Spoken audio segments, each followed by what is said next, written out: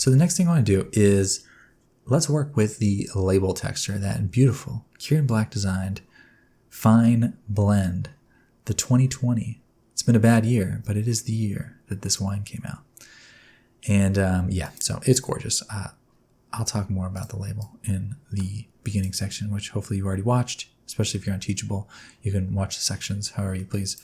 So we never actually looked at this material, but this is the material that was created when we use the images as planes. And now since when you do the images as planes, there's something like options off to the right, which I always forget to look at, that will you can set it up to come in with a certain type of material. But I guess if you don't look at those options, this is what happens. And if it's a PNG, which PNG images support transparency, it will automatically connect the alpha into the alpha. But since this is just a non-transparent image, I'm just going to unplug that. I don't need the alpha value. I really just need that color value going in. So it looks fine how it is, mostly, but since it's paper, the one thing I'm going to do is bump the roughness all the way up, or maybe not all the way up. We want a little bit of shine. We'll do like a 0.95. You can see if this was really low, you'd have that reflection would carry all the way down. But I want it pretty high. So let's just take that back a little bit, something like that. And then, yeah, that's looking good. Now, when you're working with colors like this, it depends on what you did in your contrast, and there's some other options. And then if your lighting is overblown, the colors can look bad. But if you want a pure representation of what you were seeing in Photoshop or wherever you design the label, then for the purest representation, I would say turn specular all the way down, which means it just isn't accepting specular light really. So that's gonna kind of take away some of the effects you'd be having from your lamps. So I will you really want to avoid turning that all the way down to 0, because I think it's just unrealistic.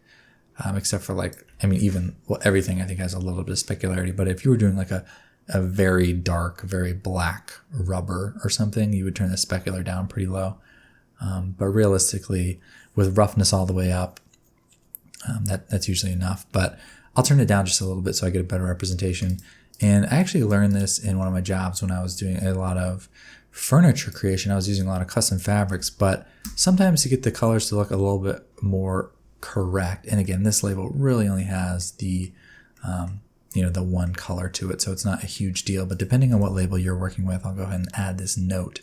But you can add in a color and add in some gamma, and then usually just boosting the gamma a little bit can be the fastest way to get your colors how you want them. But I think they look pretty good here. So now the next thing I'm going to do is add in another image to this label material, and that's going to be the basically the roughness map. So Kirin and I created a separate map that is basically it's going to tell certain areas of this to be rough versus shiny, and then we can also actually use that for the bump, which is going to be a nice little detail.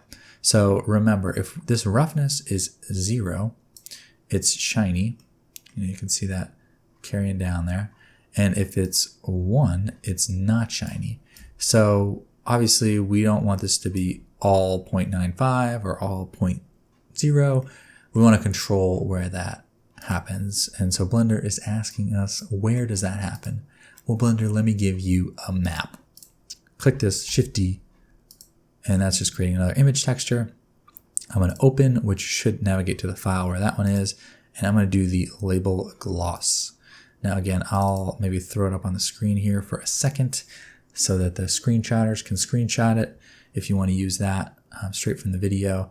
But again, if you're following the course on Teachable, this file should be available in this section or wherever I find out you can put it to download immediately. And I'll probably also upload this file onto my Patreon. So if you're a patron, thanks to those of you who are, you'll have access to the file there as well.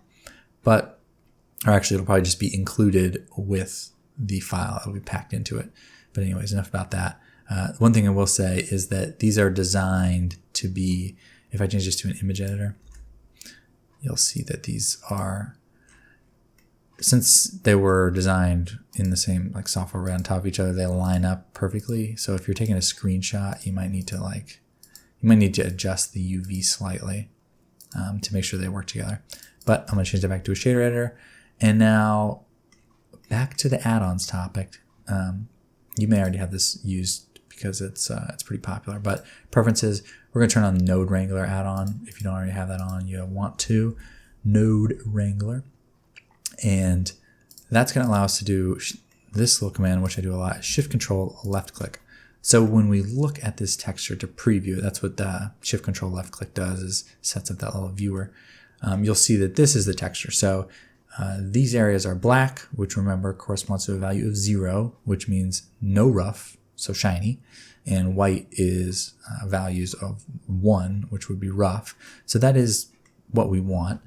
So if we Shift Control left click to snap that all back together, and then we plug this into the roughness, you'll see that now we have, it's going to be hard, we have to find a good spot for it, but somewhere around, where could we check? So there were other areas that were black, like there is a shiny area, you can see that. And if we look down, trying to get a good, I think I want to spin this whole thing around a little bit. Let's RZ. Oh yeah, I forgot we got rid of the curve, which is very convenient right now. So where is that? There you go. So you can see how that's shiny right there? Very nice detail. Fine detail, if you will. Fine blend. Which, can we take a minute and appreciate this label? The default cube, like dying. It's so nice. It's just so much story to it. There's this beautiful text that I wrote on the back. It's amazing. Amazing work Mr. Kieran Black did. So we've got our shininess working properly. Now, like I said, we don't want that to be totally shiny, and we didn't want that to be totally 1, which is what it is now. So something I would sometimes do with a color ramp, I'm actually going to be doing with the new map range node. So Shift-A converter map range. And what that's going to do, so it's looking for values from 0 to 1, which this image has black and white, and it wants to convert them to this value to this value. So right now it's not doing anything, but I want values from 0 to 1 to instead go to, remember we had set it not quite to 1, so we can pull this down to 0.95 or 0.9, whatever you want. And that's going to make it so the label isn't totally rough. And then if we change this minimum up, that will make it so it's not totally 0. So you'll start to see that shininess will fade ever so slightly. So now we don't have that hard edge. Not quite as shiny, just a little bit more realistic. Maybe kind of feel a little bit like a rubbery, texturized. Now we can use this same map to influence the normal. Now that is not going to work out well because that doesn't really feed very well right into that.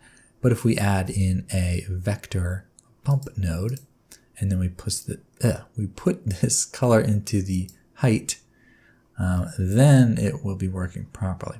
And now you can see we have a nice little indent there, and you could invert that to make it pop in or out. Now I will say this image technically is not, we're not utilizing any color data like we are with this. We're really just looking for black and white. So this should probably be changed to non-color. And you may see some small changes happen when you do that, but nothing huge. So this is maybe a better place to see that bump. You can see we have that really nice, it's almost like a nice emboss printed on there. So that looks really good. Never a good idea, in my opinion, to leave it all the way at 1. I always like to turn it back at least a little bit. And then, yeah, you could choose if you want that imprinted or bumped out. I think I like the bump out, and that's just with that invert option. So that's all looking pretty good. We've got quite a bit more advanced bump texture, I'd say, going on there. The label looks a lot nicer than it did before when it was just brought in with the images as planes. So last thing I might do, and this is just kind of a small extra little detail, is I do actually have a texture that Kieran also designed for the foil. So we'll go ahead and use that. And what I'll do is I'm just going to click this principal shader, and I'm going to press Control T, and this is with the Node Wrangler add-on enabled. You're going to press Control T and it'll set this up. And that's just basically going to add in that image texture node for me. And now technically we don't need these because we're just using a UV, which is going to be the default. But what I'll do is open that other file. So wine textures, and I have it the foil file, and it's not going to be applied on there because it's going to be looking for a UV map.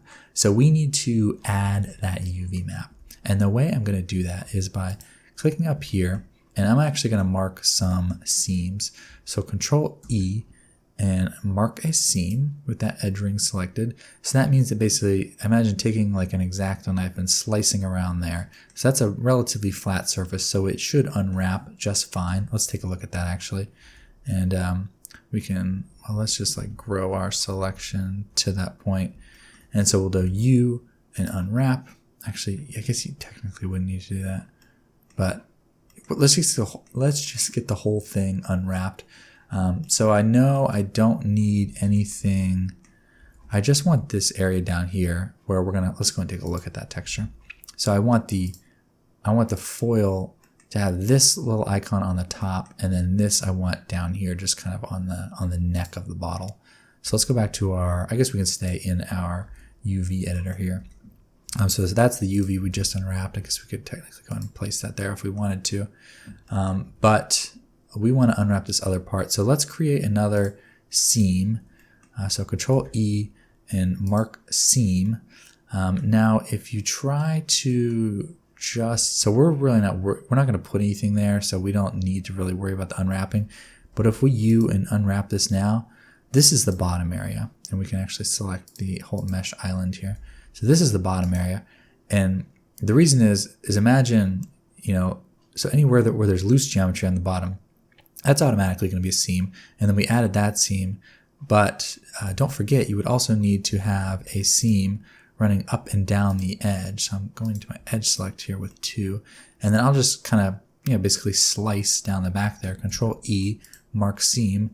Now when I unwrap, it's going to work a lot better. So here we can see is our top section, or is that the other weird section? That's the top section. So let's just get that into place. Something like that, and just put that however you want it. Kieran has a nice message for you all. Wines of Adelaide are the best. So he says. I've never had wines from Adelaide. Maybe I have. Now this is that weird area which got unwrapped horribly. You can see if we move it over here. And again, if you can't see your textures in this view, make sure you're in this thing. And also, if you can't see them, make sure you have one selected. Sometimes if you have something else selected, it won't display in the viewport. So make sure that's selected. Sometimes that can create an issue. And you can't be in an image editor, you have to be in a UV editor. Those used to be the same thing. For some reason, they're not anymore. So I'm just going to move this. I'm just going to scale it really down into a white area, so I know that that's not going to be picking anything up. Now this one, we want over here, and we want it kind of rotated, but it's not. It's going to be kind of weirdly aligned. So it's not perfectly flat, which is realistic because, this would be printed flat, but then it needs to be wrapped one way. So you can just kind of eyeball it as one way. But there's also a way you can, let's just select this ring and this ring with alt click, and then we're going to do U, and then instead of just unwrap, we're going to do follow active quads, which will try to straighten it out a little bit better based on whatever the last, one is selected, that highlighted one. So you can see this has flattened it out a little bit better, and that's going to look nicer when we place that label. So it aligns to the bottom a little bit better. Small details there. Another thing that if you're a beginner, I might kind of skip that because UVs are just not fun. So this is looking good. We can kind of just put that wherever we want, maybe somewhere right there. And of course, we can always just rotate this object, the foil object, around later if we need to point at a different angle.